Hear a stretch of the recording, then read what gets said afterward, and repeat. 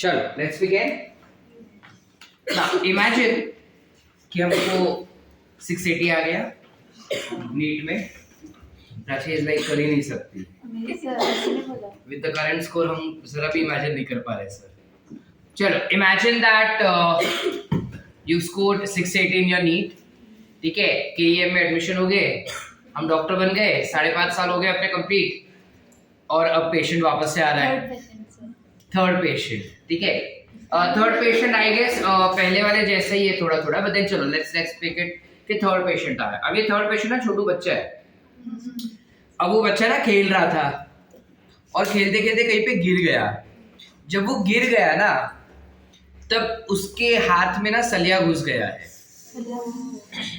Rod, उसके हाथ में रॉड घुस गया है पतला सा, ठीक है, जो उसके पेरेंट्स ने निकाला और ऐसा सब वो खून रोकने के लिए हल्दी वगैरह सब डाल के खून रोका। बदन तुम्हारे पास तो आएगा ही, डॉक्टर हो तुम, है ना।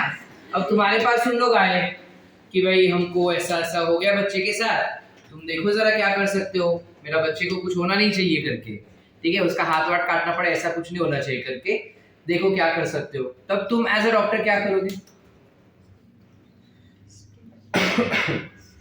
वो होता है ना रॉड्स एंड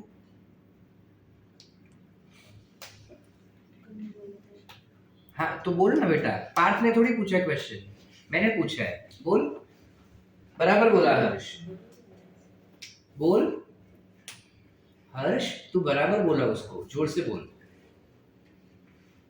क्या बोला वो? करेक्ट, टेटनस का इंजेक्शन देते हैं अपन। तू ऐसा शर्माएगा, पेशेंट आएगा तभी कि नहीं मैं नहीं ट्रीट करेगा तुम्हारे बच्चे को, ऐसा क्या हर्ष? हाँ, so basically you give tetanus injection, ठीक है। द क्वेश्चन अराइजेस दैट अगर मुझे टेटनस का इंजेक्शन देना है इंसान को तो उसके लिए अलग अलग डिब्बी आती होगी ना, लाइक अलग अलग कंपनी अलग अलग टाइप का टेटनस का इंजेक्शन बनाता है। Those are basically vaccines if you are aware, ठीक है, दोस आर बेसिकली वैक्सीन्स। अब हम एक्चुअली टेटनस का इंजेक्शन देके क्या करवाना चाहते हैं, लाइक हमारा उद्देश्य क्या है, what is our aim, why are we giving that tetanus injection? You know what is that tetanus का इंजेक्शन consisting of? उसमें क्या होता है पता है इंजेक्शन में?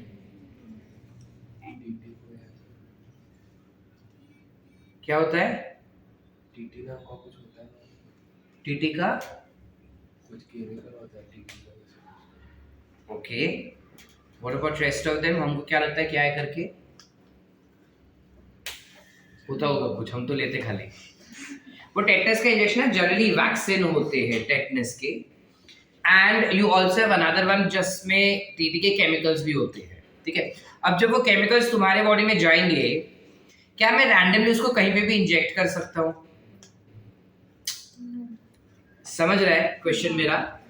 कि वो टीटी का इंजेक्शन मैंने लिया, ठीक है, मतलब मेरे हाथ में लिया और मेरे को पेशेंट के बॉडी के अंदर इंसर्ट करना है, तो मैं कैसे भी इंसर्ट कर सकता हूँ उसको, यहाँ पे डाल के, गले में डाल के, यहाँ पे हाथ पे डाल के, या इधर पीछे डाल के, या मस्कुलर कहीं भी डाल सकते हैं।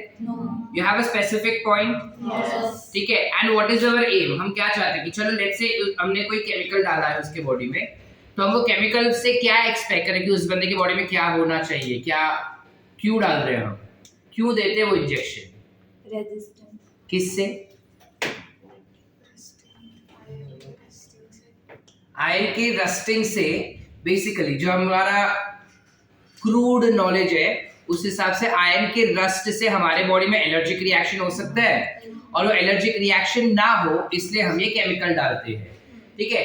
तो एंटी एलर्जेन तो बहुत सारे हैं हमारे पास, यस और नो, जैसे टॉपिकल क्रीम्स भी होते हैं ना जो एंटी एलर्जेंस होते हैं, तो मैं रैंडमली वो क्यों नहीं लगा लेता उस पेशेंट को?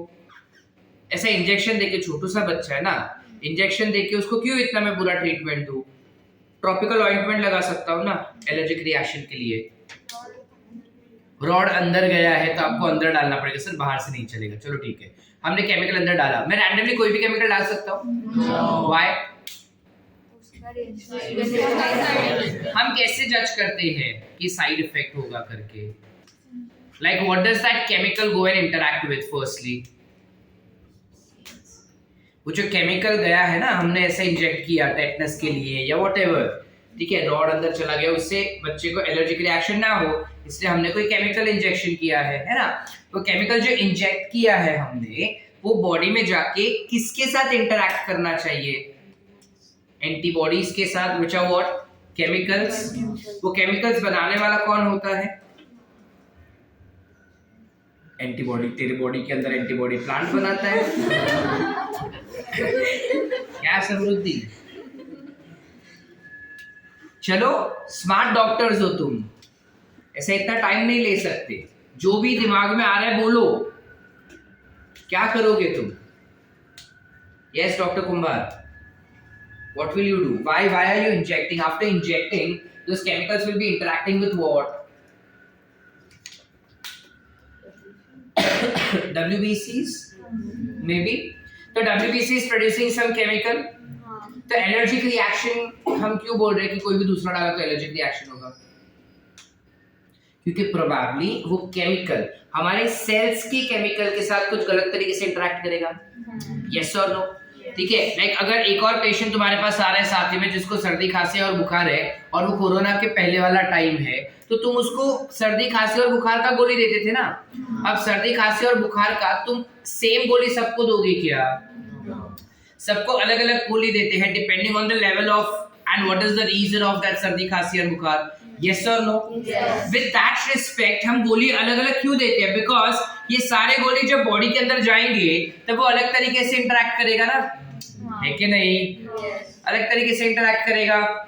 अब वो हमारे बॉडी के अलग अलग केमिकल्स के साथ कैसे इंटरेक्ट करेगा, ये जानने के पहले मुझे ये तो पता होना चाहिए कि बॉडी के अंदर केमिकल्स कौन से हैं। वो कि ना है?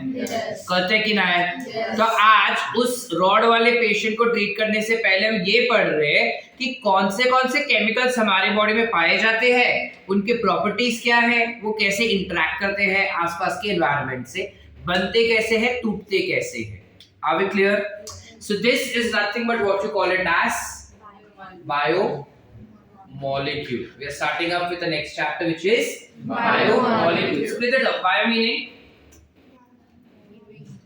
living life, right? Molecule यानी molecule, ठीक है?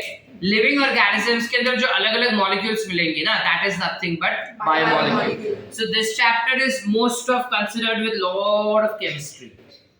पूरा ऑर्गेनिक केमिस्ट्री हम यहाँ पे सम अप करने वाले हैं, ठीक है? और यही सेम टू सेम चैप्टर तुमको ऑर्गेनिक केमिस्ट्री में भी है 12th स्टैंडर्ड में, जहाँ पे इसका अलग एस्पेक्ट तुमको सिखाया जाएगा। इसी चैप्टर का अलग एस्पेक्ट जो इस वक्त हम कोर पढ़ रहे हैं कि कौन से केमिकल हमारी बॉडी में होते हैं।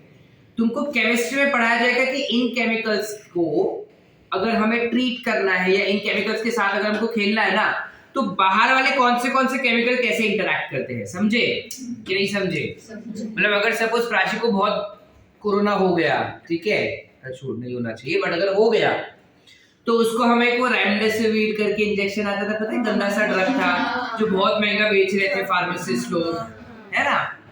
वो ड्रग अगर मुझे उसके बॉडी में डालना है तो वो ड्रग इसके बॉडी के केमिकल्स के साथ कैसे इंटरैक्ट करेगा, वो केमिस्ट्री में पढ़ेंगे। इस वक्त इस चैप्टर में हम क्या पढ़ रहे हैं, कौन सा केमिकल हमारी बॉडी में पाए जाते हैं, ठीक है, और कैसे हमारी बॉडी में बनते हैं और कैसे हमारे बॉडी में टूटते हैं, हम वो चीज यहाँ पे देखेंगे।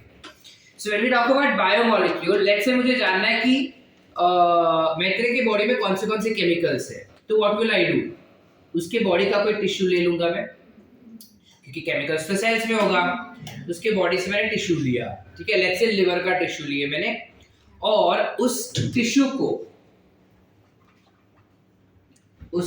को हम कट करेंगे एंड उस टिश्यू को हम चॉप करेंगे और चॉप करके उसका पेस्ट बनाएंगे। पेस्ट समझता है, पेस्ट या फिर स्लरी समझता, चटनी, ठीक है, उसका चटनी बनाएंगे आप, ठीक है, but not literally chutney, but उसका चटनी जैसा स्ट्रक्चर बनाएंगे। एंड जब ये बना रहे हैं ना, तब वील बी एडिंग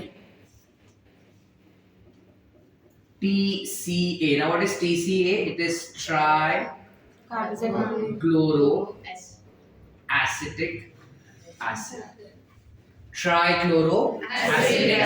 TCA क्या है? trichloroacetic acid, trichloroacetic acid, trichloroacetic acid. ये ट्राइक्लोरो है, एसिटिक एसिड है, तो it should be what? CH trichloro. Correct? So will I have this H now? नहीं समझे क्या? एसिड आ गया, ट्राइक्लोरो है, so फॉर्मूला क्या हुआ? CCl3COOH. Why did I give this formula for you all? Because ये पूछते हैं नीट में काफी बारी. So this is trichloroacetic acid what you is added to this particular slurry. जब वो चटनी बनाते हैं ना, तो जनरली मम्मी जब चटनी बनाते हैं तो पानी ऐड करती है. यहाँ पे हम पानी की जगह पे क्या ऐड कर रहे हैं? Trichloroacetic acid. और उससे इसके टिश्यू का पेस्ट पूरा बना रहा हूं मैं. पेस्ट बनाने के बाद मैंने इसको कर दिया filter. What am I doing? I am filtering it. जब मैं इस चीज को फिल्टर कर रहा हूं ना, कुछ ऐसा, ये मैंने फिल्टर कर लिया यहाँ पे. करेक्ट? जब मैं इस चीज को फिल्टर करता हूं तो काफी सारे बूंद बूंद गिर के नीचे कुछ पानी जैसा स्ट्रक्चर आएगा. ये पानी जैसा स्ट्रक्चर क्या होगा बताओ जरा? Trichloroacetic acid. यस और no? This will be what? Trichloroacetic acid. और जब तुम फिल्टर करते हो तब ऊपर कुछ बच भी जाएगा ना, पूरा थोड़ी नीचे आता है. टिश्यू तोड़ा है ना, तो ऊपर कुछ बच भी जाएगा. Yes or no? Yes. Somewhat like this. So the substance that you find upwards over here, which is not filtered, will be called as retentate. क्या कहते हैं? Retentate. We call it as retentate. नीचे जो मिल गया ना अपने को acid के अंदर, इसे हम कहते हैं फिल्टरेट. क्या कहते हैं? Filtrate. Are we clear? Yes. Terminology clear है? रेड दिखता है ना तुमको? नहीं दिख रहा है?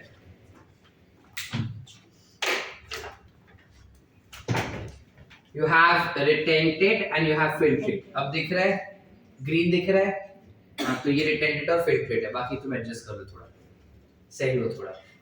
इकडे दिसतंय? वेदिका? रेड कलर में ग्रीन दिख रहा है ना? चलो ठीक है. retentate and filtrate होता है. क्या मैं retentate को कह सकता हूँ कि retentate में जो भी केमिकल्स है ना, can I say that these chemicals are acid insoluble? क्योंकि वो केमिकल्स एसिड में डिसॉल्व नहीं हुए, इसलिए वो ऊपर रह गए. अगर एसिड में डिसॉल्व हुए होते तो वो नीचे जाते थे ना, लेकिन ये डिसॉल्व नहीं हुए, वो ऊपर रुक गए. यस और नो? तो जो रिटेंटेट में केमिकल्स मिले हैं, दोस विल बी एसिड इनसॉल्युबल. तो फिल्ट्रेट में जो मिले उसे क्या कहेंगे हम? We'll call it as acid Soluble. आसान? यस और नो बेटा? Yes. क्लियर है? Yes, sir. यस और नो? Yes. पक्का? मंदा क्या कर रहा है अपन बेटा इस वक्त? टिश्यू स्लरी बना के वो फिल्टर कर. बराबर. और स्लरी बनाते वक्त हमने कौन सा केमिकल इस्तेमाल किया? तन्वी. फुल फॉर्म बताओ. Correct. We are using what? Trichloroacetic acid. ठीक है. अब ये मुझको मिल गया एसिड सोल्यूबल, ये मुझको मिल गया एसिड इनसोल्यूबल. ठीक है. अब श्रावणी मेरे को पूछ रहे सर मिल तो गया, बट इसमें कौन से केमिकल है वो तो बताओ. देखो, जो एसिड सोल्यूबल केमिकल्स है ना, सॉरी एसिड सोल्यूबल केमिकल्स जो है, all of them are micromolecules. क्या कहते हैं इसको? माइक्रो माने Small. मॉलिक्यूल मतलब Molecule. so micromolecule यानी ऐसे मॉलिक्यूल जो साइज में छोटे हैं, जो साइज में छोटे हैं. even their molecular weight is very very small. How less? कम है ना, तो कितना कम है? 1000 से कम. It will be less than 1000 Daltons. Less than 1000 Dalton. जो ऑन एन एवरेज रेंज करता है 18 से 800 डाल्टन के आसपास. Are we clear? इसका जो मॉलिक्यूलर वेट है माइक्रोमोलिक्यूल का, their molecular weight will always be less than 1000 Dalton. which is somewhere close enough to 8 to 18 Dalton. Are we clear? कि नहीं समझे? नहीं समझा? Dalton unit is known. Physics में कर चुके होंगे या केमिस्ट्री में किया होगा. शॉर्ट है. अच्छा तो ऊपर वाले क्या हो जाएंगे sir? They will be macromolecule. Macro म्हणजे काय? आणि macromoleculeचं molecular weight किती असणार आहे? They will always be more than 1000 Dalton. So their molecular weight will always be more than 1000 Dalton. Are we clear? Everyone? ठीक है. अब नंदिनी बोल रही है बता तो दिया लेकिन अभी मुझे क्या पता माइक्रोमोलेक्यूल कौन से? Example. We need example. So जब हम माइक्रोमोलेक्यूल बताते हैं तो इनके अलग अलग एग्जाम्पल हो जाएंगे. माइक्रोमोलेक्यूल पे भी ऑब्वियस सब छोटे छोटे केमिकल्स होंगे. तो छोटे छोटे केमिकल्स में इंक्लूड होगा विटामिन, नाम तो सुना है हमने, ठीक है. फिर it will include amino acids, सुना है कभी? You have amino acids as an example. फिर you may have fatty acid as an example. You might have monosaccharide. Now what is monosaccharide? पता है अपने को? पॉलीसैकेराइड पढ़े थे, याद है? क्या था पॉलीसैकेराइड? कॉम्प्लेक्स शुगर, बड़ा. It was a chain of small sugar that combined to form a complex sugar. तो वो जो छोटे शुगर्स है ना वो होंगे मोनोसैकेराइड्स या फिर वो हो सकते हैं डाइसैकेराइड्स. ठीक है? ठीक है. Yes, sir. इसके अलावा सारे इनऑर्गेनिक केमिकल्स यानी इसमें क्या क्या हम इंक्लूड कर सकते हैं? तुम्हारे आयंस, मिनरल्स, सॉल्ट, वो सारे यहाँ पे दिखाई देंगे. लिख दो या पता चल जाएगा इनऑर्गेनिक क्या होता है? पक्का? एवरीवन? शर्वरी पक्का समझेगा? श्रुति क्या लिख दूं? पक्का? नक्की? इनऑर्गेनिक केमिकल्स क्या हो जाएंगे? सारे आयंस, सॉल्ट्स, मिनरल्स, वो सब इनऑर्गेनिक केमिकल्स भी इसमें दिखाई देंगे इनके साथ. ठीक है? तो एंड में मैं लिख देता हूं एक्सेट्रा. ठीक है? और जब हम मैक्रोमोलेक्यूल का बात कर रहे हैं यहाँ पे, इसके क्या एग्जाम्पल होंगे? इसके गिने चुने एग्जाम्पल्स है. Like this will include protein, this will include polysaccharide, this will include something called as nucleotide. Nucleotide is the basic unit of something called as nucleic acid. So you have nucleic acid. अब एक nucleic acid में जो क्या है? DNA RNA. DNA RNA का जो basic unit होता है वो भी 1000 डाल्टन से बड़ा ही होता है. ठीक है? अब एक क्लियर? कौन से केमिकल्स मिल रहे हैं? क्या किया हमने? मेंटल के बॉडी से हमने लिवर टिश्यूज निकाले. वो लिवर टिश्यूज को हमने स्मैश किया with the help of a particular chemical का नाम क्या था? TCA. That is what trichloroacetic acid. ये ट्राइक्लोरोएसिडिक एसिड के जब पेस्ट बनाया उसके बाद हमने उसको फिल्टर किया तो नीचे अपने को फिल्ट्रेट मिला, ऊपर मिला क्या मिला? रिटेंटेड. क्या मिले? ये रिटेंटेड के अंदर जितने भी केमिकल्स है ना सबको हम एक नाम दे सकते हैं. क्या है वो? Acid insoluble. और फिल्ट्रेट वालों को बोल सकते हैं एसिड सॉल्युबल. एसिड सॉल्युबल में जितने भी केमिकल्स है वो सारे के सारे का molecular weight will always be less and thus they are classified to be as micromolecules. जबकि एसिड इनसॉल्युबल वाले जितने हैं ना वो सारे के सारे लार्ज केमिकल्स हैं जिस वजह से उनका नाम क्या हो जाएगा? मैक्रोमोलेक्यूल. याद रहेगा सबको? स्वयं जाग रहा है? क्लियर है सबको? Any doubts? चलो आगे. फिर इसके हमने एग्जांपल्स लिख दिए सामने. अब इन सब एग्जांपल्स में अगर ध्यान से देखो ना तो हमने कहीं पे लिपिड्स मेंशन नहीं किया. दिख रहा है? बिकॉज ये एक अतरंगी केमिकल है. लिपिड इज अ वेरी विचित्र केमिकल. लिपिड्स जो होते हैं अगर उसका मॉलिक्यूलर वेट देखने जाएंगे तो उसका molecular weight is always less than 1000 dalton. So it has to be seen in micromolecule. That means वो किधर होना चाहिए? लेकिन it is an acid insoluble substance. It is an acid insoluble substance. जिस वजह से we find them in retention. Did we understand? Yes. कि नहीं समझा? लिपिड इकलौता ऐसा केमिकल है जो एक्चुअली माइक्रोमोलेक्यूल है, उसका लार्जेस्ट मॉलिक्यूल भी माइक्रो ही होता है, ठीक है, लेकिन वो फिल्ट्रेट में ना पाके we will find it in acid insoluble. Understood or not? If there are any lipids which are having their molecular weight, even if their molecular weight is more than 1000 Dalton, it will still be found. Of course, more than 1000 Dalton है तो इधर ही दिखेगा, because it is acid insoluble. Are we clear? Yes or no? Yes. Everyone? Yes. Any doubts? No. Lipid is an exception case. सबको clear है? Yes. कोई doubt? समझा? अब ये सब करके मुझे क्या मिलेगा सर? ये सब करके जो केमिकल्स मिल रहे हैं, do I find all chemicals in them? See, answer is yes. हमको मिलेंगे सारे केमिकल्स, लेकिन ट्राइक्लोरोएसिटिक एसिड वाला जो सॉल्यूशन होता है ना, जनरली ये ऑर्गेनिक कंपाउंड्स के स्टडी के लिए यूज किया जाता है। यानी कि अगर मुझे ऑर्गेनिक कंपाउंड्स कौन से हैं उसके सेल के अंदर, अगर वो जानना है ना, तो मैं ट्राइक्लोरोएसिटिक एसिड का इस्तेमाल करूंगा, ठीक है। अब जब मैं ऑर्गेनिक का बात कर रहा हूं, I can have multiple different types of organic compounds in the cells, and all of these organic compounds, ये सारे के सारे organic compounds हमें मिलते हैं by a particular process which is called as metabolism. ये सारे compounds किस चीज से बनते, किस रिएक्शन से बनते हैं? Metabolic reactions. क्योंकि हमारे सेल के अंदर ये रिएक्शंस हो रहे हैं, तो बाय डिफॉल्ट वो मेटाबॉलिक रिएक्शंस होंगे, है कि नहीं? हमारे सेल के अंदर ही ये सारे केमिकल्स बनाए जाते हैं अलग अलग टाइप के रिएक्शन से।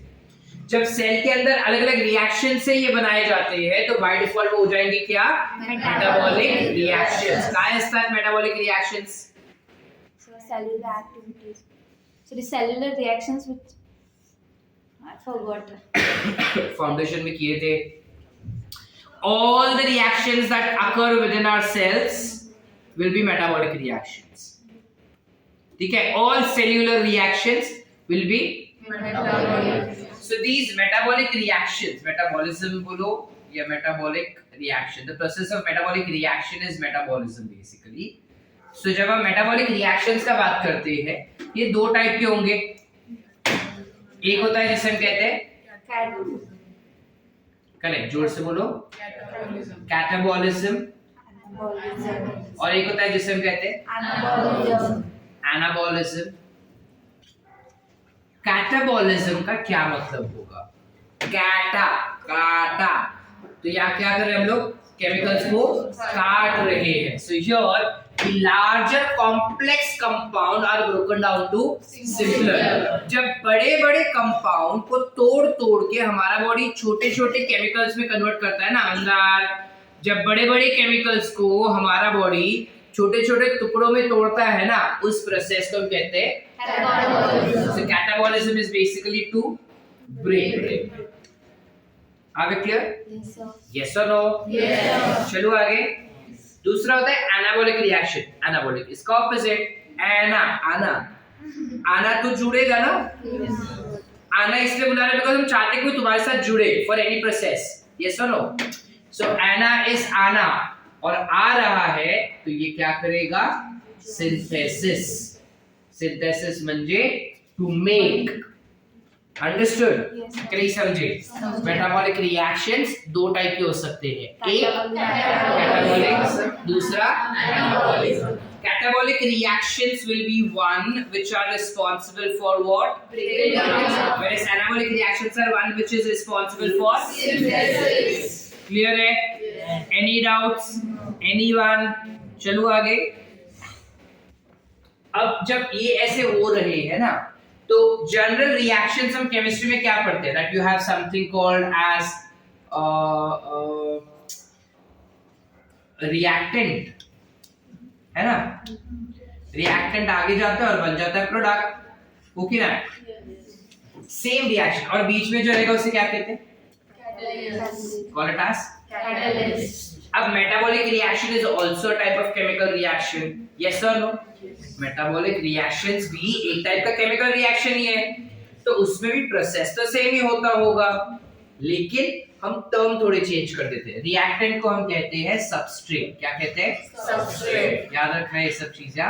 Reactant is called as substrate which will be broken down to give us product. Product is called as metabolite. क्या कहेंगे? मेटाबोलाइट।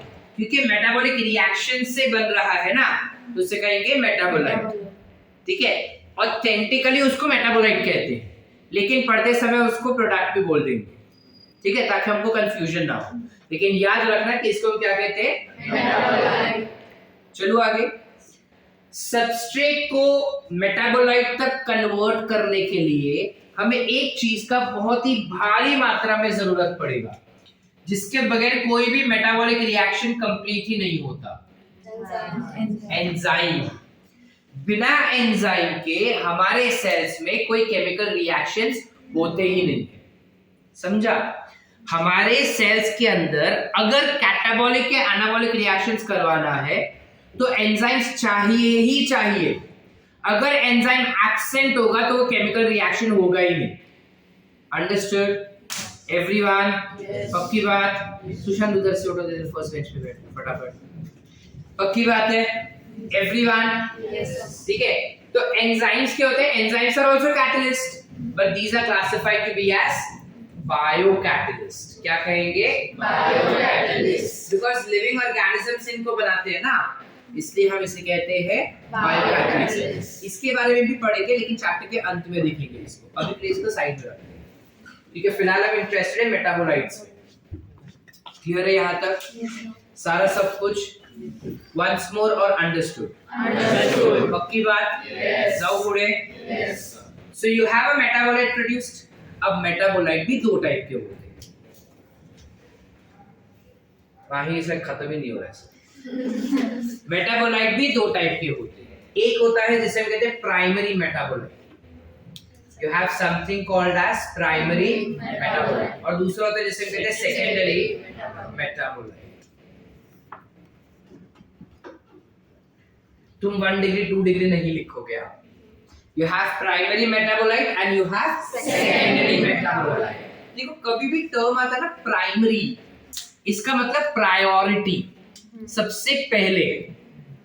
ठीक है, तो जब कभी भी हमारे बॉडी के अंदर अलग अलग केमिकल्स बनाए जाते हैं, कुछ केमिकल्स प्रायोरिटी बेसिस पे बनाए जाएंगे, बिकॉज उनके बगैर हमारा सेल काम ही नहीं कर पाएगा। समझे कि नहीं? जब कभी भी हमारा बॉडी के अंदर केमिकल रिएक्शंस होंगे या सेल्स के अंदर केमिकल रिएक्शंस होते हैं, कुछ रिएक्शंस जो होते हैं वो बनाते हैं कुछ ऐसे केमिकल्स जो हमारे सेल्स को बनाने के लिए चाहिए ही चाहिए, म्हणजे उसके बगैर हमारा सेल बनेगा ही नहीं।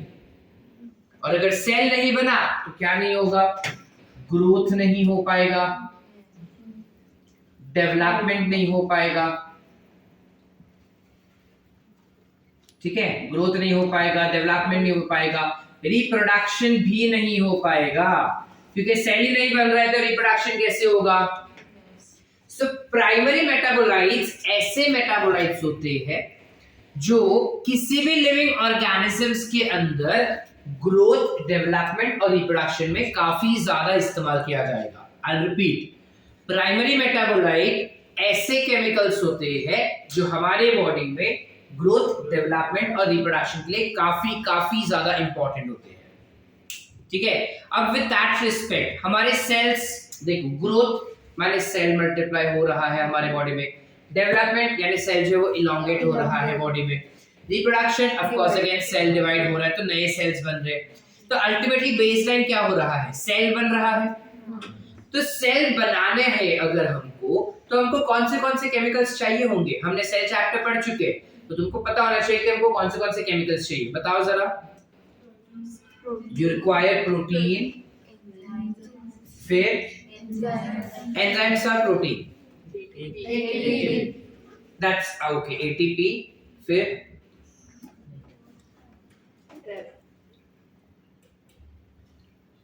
बोल, रॉन्ग तो रॉन्ग, इट्स ओके, बोल। राइबोसोम्स, राइबोसोम केमिकल नहीं है, सेल ऑर्गेनेल है वो। Correct, genetic material which is nothing but nucleic acid बिना न्यूक्लिक एसिड के सेल के अंदर कुछ काम नहीं हो पाएगा। फिर क्या? वेरी गुड, लिपिड्स चाहिए, उसके बगैर सेल मेम्ब्रेन नहीं बनेगा अपने अंदर। ठीक है, तुमने बोला एटीपी बनेगा, राइट, लेकिन एटीपी को बनाने के लिए उसका सबस्ट्रेट चाहिए, उसका रिएक्टेंट चाहिए, जिसको तोड़ के एटीपी बनेगा। क्या होता है वो? Glucose is chemically what is the chemical nature? Carbohydrates. So you require Carbohydrates. इन चारों में से कोई एक भी एब्सेंट हुआ तो हमारा सेल बनेगा क्या? So these four become what? Primary metabolites, which are involved in growth, development and reproduction. इसके अलावा जितने भी केमिकल्स हैं हमारे बॉडी में, प्लांट के बॉडी में, किसी के भी बॉडी में, those are are we clear? Metabolite is which type of chemical? क्या? Metabolite is which type of? Go back. Metabolic reactions हुए, मेटाबॉलिक रिएक्शंस हमको कौन से केमिकल मिल गए? Okay.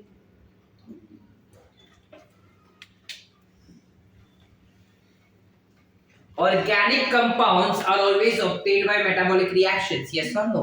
Yes. So metabolic reaction से सारे organic metabolites मिल गए अपने को।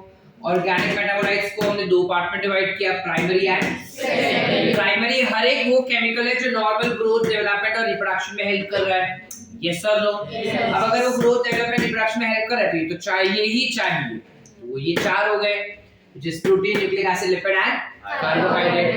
इनके अलावा बाकी कोई भी केमिकल हो, they will be classified as secondary metabolite. एक की फैक्टर है जो तुमको याद रखना है, मुझे पता है रेड नहीं दिख रहा लेकिन मेरे पास और कोई गलत नहीं है। एक और फैक्टर होता है इसको समझने के लिए जो बहुत ही ज्यादा इंपॉर्टेंट है। कोई भी animal, any animal on this earth can not produce secondary metabolite. क्या बात कर रहे हैं सर? एब्सोल्युटली, हमारे बॉडी में इन चार के अलावा और कोई केमिकल्स नहीं बनते। हाँ, इनसे मॉडिफाई करके दूसरे केमिकल्स बनाए जाएंगे, बट अल्टीमेटली वो इनसे ही हुए ना। हम बात करें इनके अलावा, तो इनके अलावा कौन से केमिकल्स होंगे? काफी सारे होते हैं, और ये जो केमिकल्स होते हैं वो होते हैं सेकेंडरी मेटाबोलाइट्स, जो सिर्फ प्लांट्स, फंगस और बैक्टीरिया प्रोड्यूस कर सकते हैं। इनके अलावा और कोई भी सेकेंडरी मेटाबोलाइट नहीं प्रोड्यूस कर सकता। समझे कि नहीं? सेकेंडरी मेटाबोलाइट सिर्फ और सिर्फ प्लांट्स, फंगस और बैक्टीरिया ही प्रोड्यूस कर सकता है, एनिमल्स नहीं प्रोड्यूस कर सकता। कोई भी animal on this earth can not produce secondary metabolite. अब क्वेश्चन इज कि सर तो कौन से होंगे ये सेकेंडरी मेटाबोलाइट? बताओ, तुम जरा एग्जांपल बताओ जो हमारे बॉडी में प्रोड्यूस नहीं होता लेकिन प्लांट्स वगैरह में होता है। Very good, you have vitamins to be secondary metabolites. फिर minerals are not organic, they are inorganic in nature.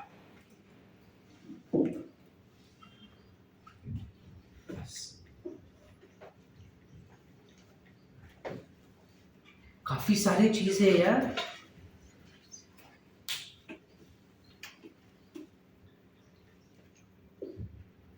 ऐसा कोई केमिकल नहीं दिख रहा है जो प्लांट्स बनाता है, बैक्टीरिया बनाता है, फंगस बनाता है, लेकिन हम नहीं बनाते।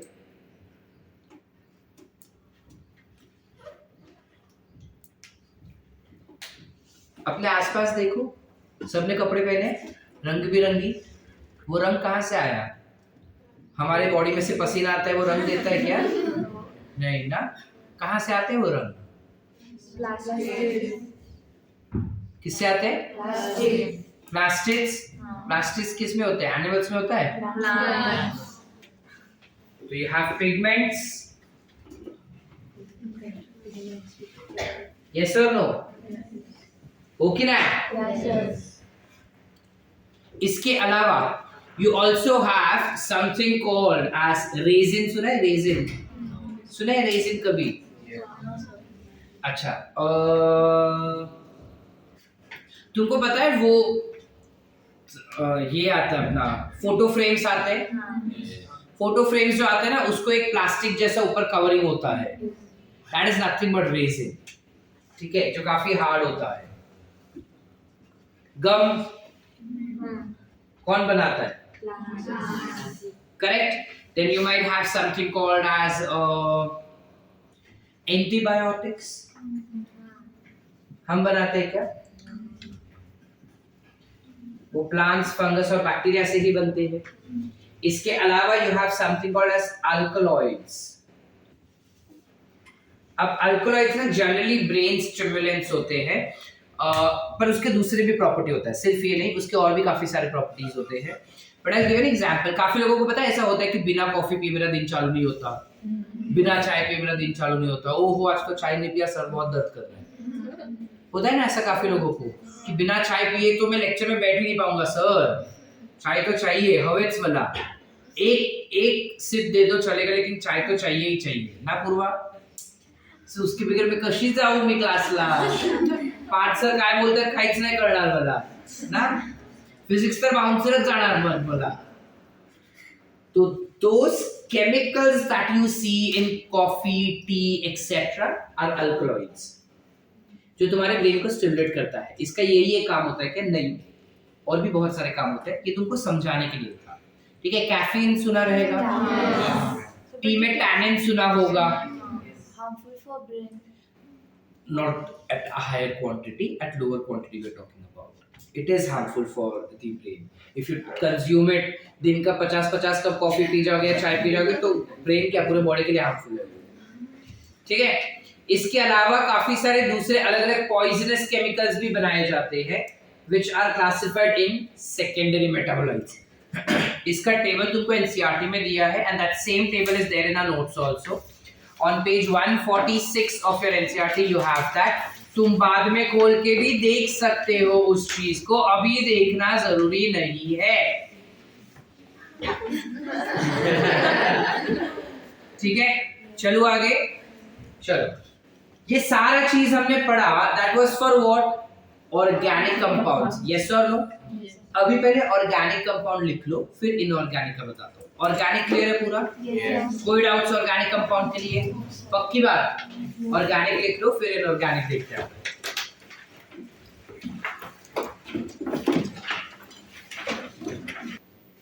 जो सारा सब कुछ अभी पढ़ा ना, ये सब उसके लिए है कि जब अपने को ऑर्गेनिक केमिकल्स जानने हैं कि सेल्स में या टिश्यू के अंदर कौन से ऑर्गेनिक केमिकल्स है. But what if I don't want to know organic, I want to know कि इसके बॉडी के अंदर इनऑर्गेनिक केमिकल्स कौन से हैं. ठीक है. If I want to know about inorganic chemicals, मैं क्या करूंगा, थोड़ा प्रोसेस में चेंज ला दूंगा. टिश्यू लिया, टिश्यू को ड्राई करूंगा, ड्राई करके जला दूंगा. So I will burn the tissue. ठीक है. बर्न करने के बाद हमको मिलेगा something called as obviously we would get something called as ash, and this I would use for analysis of inorganic chemicals. इसके टिश्यू के अंदर कौन से इनऑर्गेनिक केमिकल्स है, ये अगर जानना रहेगा तो इस प्रोसेस को मैं इस्तेमाल कर सकता हूँ. I hope the concept is clear. Asha चलो लिखो फटाफट. नहीं समझे?